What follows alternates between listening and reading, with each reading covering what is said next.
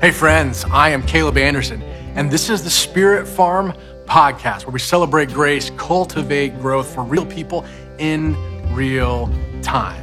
And on this special midweek edition, I want to talk about what you need to start.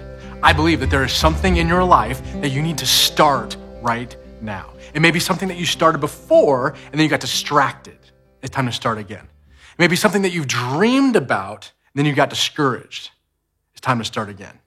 It may be something that you hit a wall and you needed to pivot and find a way around, through, or whatever, or over, but you got discouraged, you got sidetracked, you paused too long, and now you've lost momentum. It's time to begin again.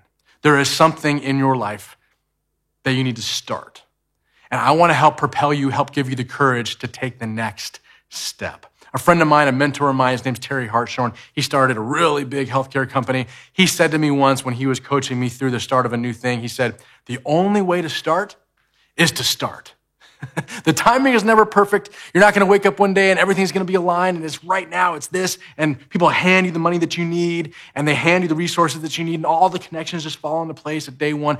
Not going to happen. You must begin. You must begin to begin.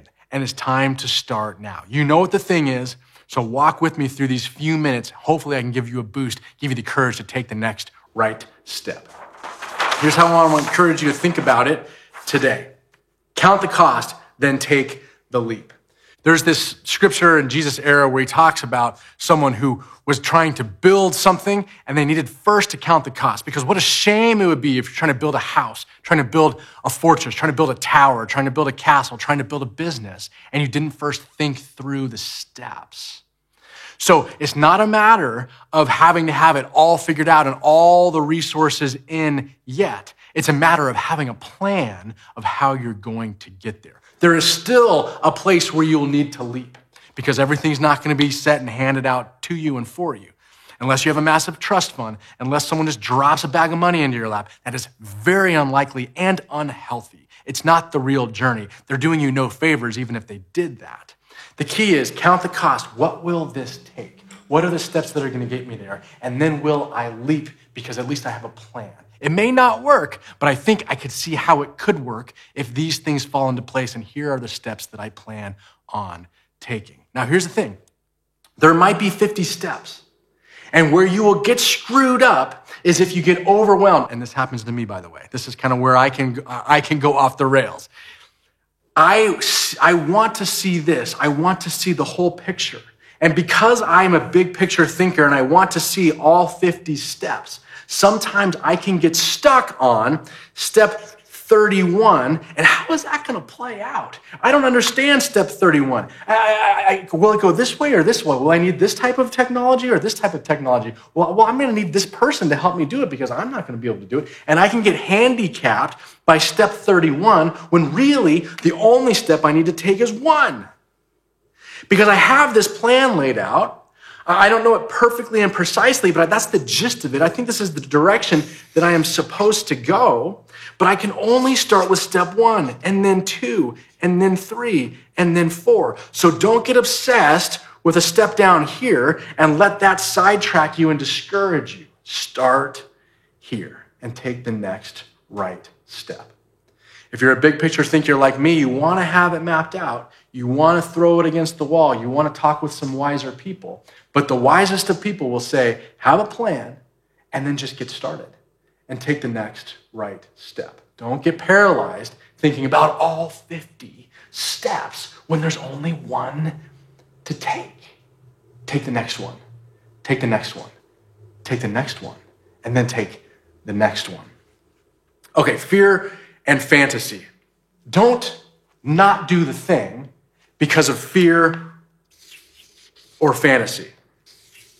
They are on opposite sides of the spectrum. On this side of the spectrum, fear is, I'm worried about this. How will it play out? Will the money run out? Will the people not support it? Will I not have the courage to fight through the quitting points? That's fear. Simultaneously, don't start with fantasy. That is, I don't know any of the steps, but I'm just throwing money at it because I believe in my heart that it should work. That's dumb too. We count the cost and then we leap. It's both. It's facts. I find the facts. I do my due diligence, I find a mentor, I find a coach, and I take the leap of faith.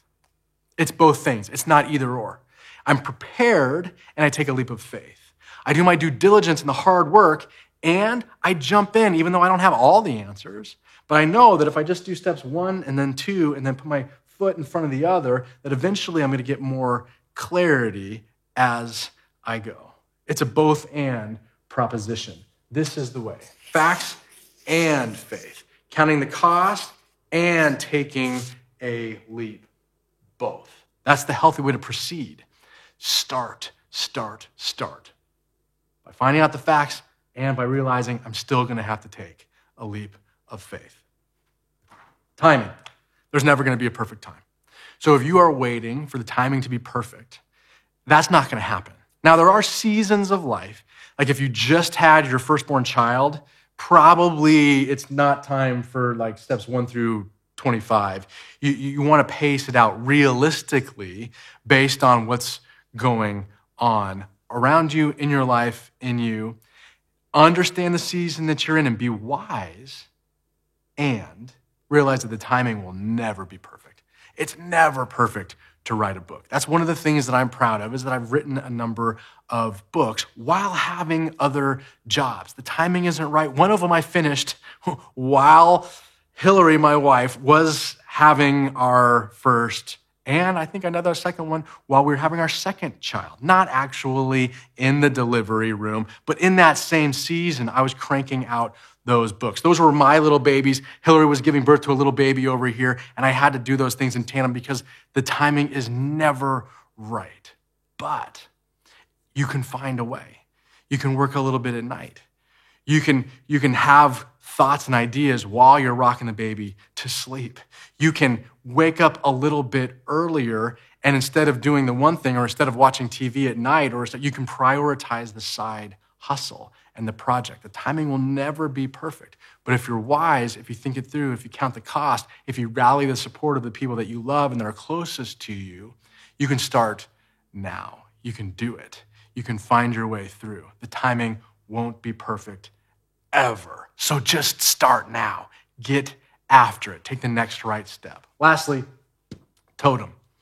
I mentioned Hillary. I mentioned the baby thing. The reason why I wrote the books, the reason why Spirit Farm is launching, the reason why I do the things that I do in the creative things, I always check in with Hillary.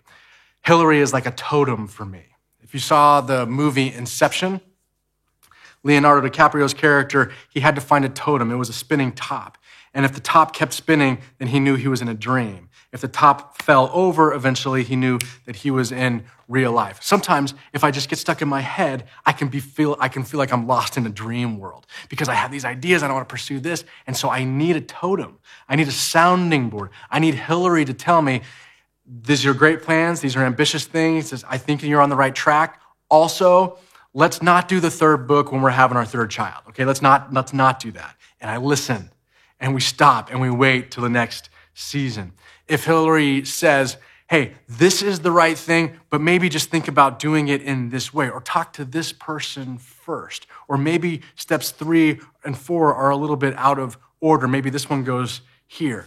Is there someone in your life who's kind of your counterweight, counterbalance, that you're running ahead and they're saying, okay, but also think about this, that you are the facts person, but they help you with the faith, or you are the faith person, but they help you with the facts.